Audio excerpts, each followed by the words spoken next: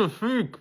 People are starting to call Ashton Hall a fake because he tapes his nose and mouth at night, which is good, but there's one mistake he's making that he probably hasn't realized yet. Sure, he's still getting these ridiculous benefits of a sharper jawline, really good sleep, and just better health overall. And I'm proof that it works. Just look at my 5-month transformation and how much my facial structure has developed. But the mistake Ashton Hall is making is that the brand of mouth tape he uses is not made of silk, and this can really irritate your skin over time. That's why I went with this company, Snore, because the materials they use are not going to cause any irritation. Plus, it's the only brand I've found that come with 30 of these nose strips for completely free. If you guys want to get these insane benefits just like me, then I dropped the link below.